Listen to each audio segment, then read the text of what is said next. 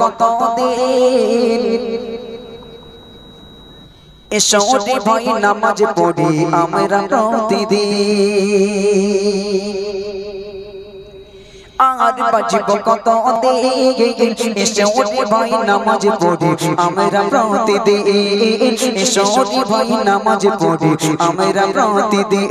আর বাজিব কত দিন এসো রে ভাই নামাজ পড়ি আমরা প্রতিদিন এসো রে ভাই নামাজ পড়ি আমরা প্রতিদিন নামাজ বিঘিন কেমন করে থাকবে তুমি আদার ঘরে নামাজ বিঘিন কেমন করে থাকবে তুমি আদার ঘরে বাবারে মুমিন এসো রে ভাই নামাজ পড়ি আমরা প্রতিদিন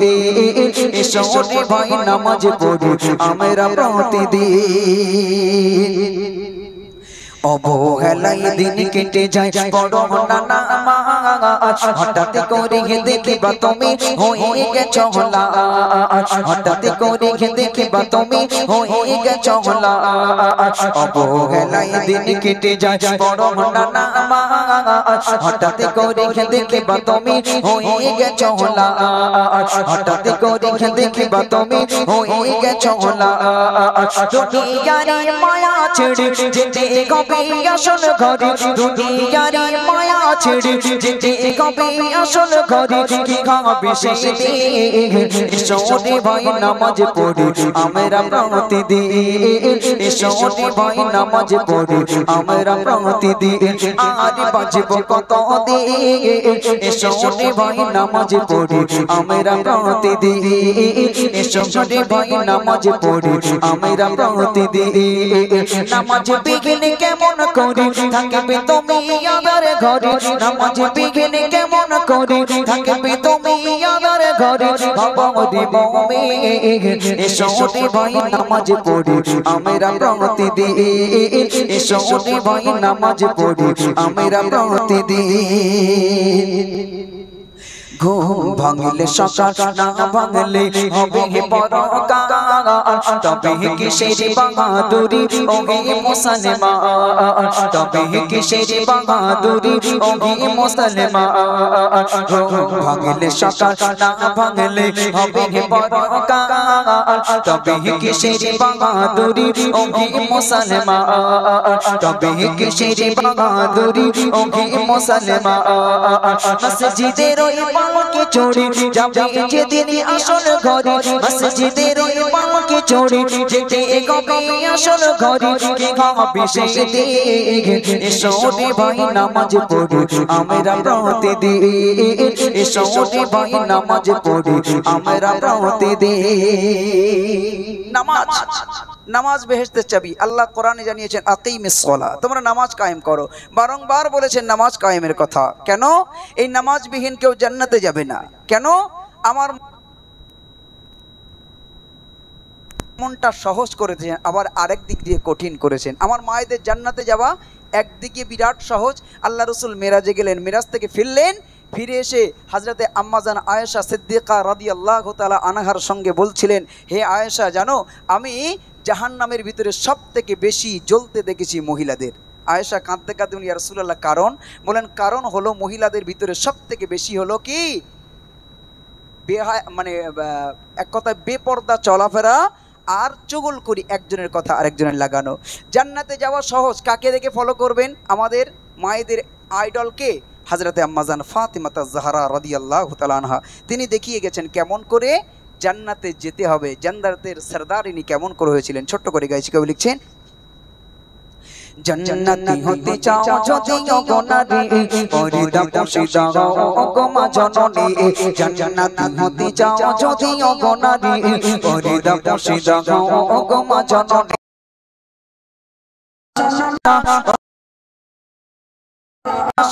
শোনো না ওগো মা বনিরা কেমন ছিল মা ফাতিমা জননী জান্নাতি হতে চাও যদি ওগো নারী পরিদা পুশিদা ওগো মা জননী জান্নাতি হতে চাও যদি ওগো নারী পরিদা পুশিদা ওগো মা জননী শোনো না ওগো মা বনিরা শোনো না ওগো মা বনিরা কেমন ছিল মা ফাতিমা জননী জান্নাতি হতে চাও যদি ওগো নারী পরিদা বসিদা ওগো মা জননী জান্নাতি রানী হলো কেমন করে তালিতে বাবরে খাসে পরিত গায়ে জান্নাতি রানী হলো কেমন করে তালিতে বাবর খাসে পরিত গায়ে দেখতে কেমন ছিল হরসানা কালো ছিল দেখতে কেমন ছিল হরসানা কালো ছিল স্বামী সন্তান ছাড়া কেউ তো দেখেনি জান্নাতি হতে চাও যদি ওগো নারী পরিদা বসিদা ওগো মা জননী জান্নাতি হতে চাও যদি ওগো নারী পরিদা বসিদা ওগো মা জননী শোনা শোনা ওগো মা বনিরা শোনা শোনা ওগো মা বনিরা কেমন ছিল মা ফাতিমা জননী জান্নাতি হতে চাও যদি ওগো নারী পরিদা বসিদা ওগো মা জননী হযরতে ফাতিমা তাজ-জাহরা রাদিয়াল্লাহু তাআলা আনহা তিনি দেখতে কেমন ছিল লম্বা ছিল নাকি বেটে ছিল কালো ছিল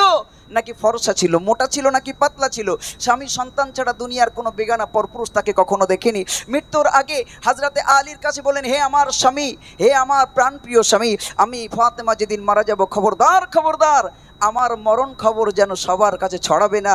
আর আমার কাফন দাফনের সময় যেন বেশি লোককে ডাকবে না বেশি পুরুষ মানুষ ডাকবে না আমাকে একাকী ভাবে কাফন দাফন করবে হযরতে আলী কাররামাল্লাহু ওয়াজহু বলেন ফাতেমা আমি যদি পুরুষ মানুষ না ডাকি তোমাকে দাফন কাফন কেমন করে করব হযরতে ফাতেমা তাজ-জাহরা রাদিয়াল্লাহু তাআলা আনহা ঝরঝর করে কাঁদছিলেন আর বলছিলেন ওগো আমার প্রাণের স্বামী দুনিয়ায় যতদিন বেঁচে ছিলাম কেউ কখনো আমাকে কোনোদিন দেখিনি আমি কেমন দেখতে কিন্তু যেদিন আমি মারা যাব খাটিয়ায় যখন কাফনে মোড়ানো লাশখানা রাখা থাকবে ওই খাটিয়ায় কাফনের কাপড়ের উপর দিয়েও দুনিয়ার বেগানা পরপুরুষ দেখে যেন বুঝতে না পারে আমি ফাতেমা কতটা লম্বা ছিলাম কতটা উঁচু ছিলাম যেন কাফনের কাপড়ের উপর দিয়ে দেখেও বুঝতে না পারে জোরে বলুন সুবহানাল্লাহ আজ আমাদের ঘরের বউরা মেয়েরা দেখানোর প্রতিযোগিতা শুরু করেছে কে কতটা দেখাতে পারে তিনি মরণের পরেও দেখাতে চাইনি আর এরা দেখানো এরা যদি একটা কালো মেয়ে একটা ধলো মেয়ে পরিষ্কার দেখতে শুনতে ভালো একটা আর একটা কালো মেয়ে দুজন হেঁটে হেঁটে যায় আর চার দোকানে বসে যদি পাঁচটা বকাট ছিল টন্ডিং ফন্ডিং মারে না তা একটা মেয়ে কালো মেয়েটা বলে দেখ কী করে দেখছে আমাদের দিকে তখন ফর্সা মেয়েটা ও কি তোর দিক দেখতে আমার দিক দেখতে মানে মেয়েরা 1 কিলোমিটার দূর থেকে ওরা বুঝতে পারে কে দেখছে আমার দিকে আহারে হযরতে আলী বলছেন যদি মহিলারা জানতো পুরুষ তার দিকে কি নজরে তাকায় তারা কাপড়ের পোশাক পরা ছাড়ি দিয়ে লোহার পোশাক পরে বেড়াতো কি কঠিন বলছি সারা পৃথিবীর মানুষ যদি অন্ধ হয়ে যায় পুরুষেরা তারপরেও মহিলাদের জন্য পর্দা করা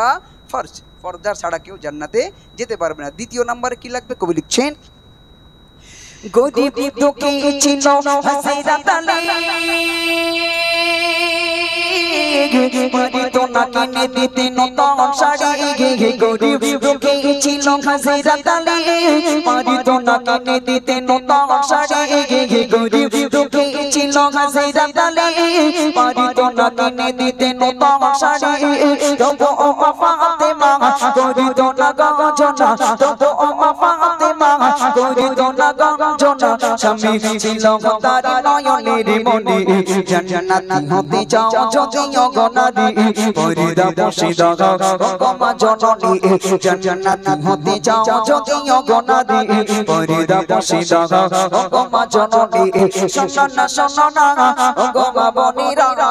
শোনা শোনা ওগো মা বনিরা কেমন ছিল মা ফাতিমা জননী জান্নাতি হতে চাও যদি ওগো নারী পরিদা বসিদা ওগো মা জননী সাইফুদ্দিন নামে বলে জননী যদি গতি চাও তুমি জান্নাতি রমণী সাইফুদ্দিন নামে বলে জননী যদি গতি চাও তুমি জান্নাতি রমণী তোকে সবর ধরো পরিদা আপনি করো তোকে সবর ধরো পরিদা আপনি করো তবে হবে সাথী নবী নদিনী জান্নাতি হতে যাও যদিও গো নারী পর্দা বসে দাও গো মা জননী জান্নাতি হতে যাও যদিও গো নারী পর্দা বসে দাও গো মা জননী শোনো না গো মা বনিরা শোনো না গো মা বনিরা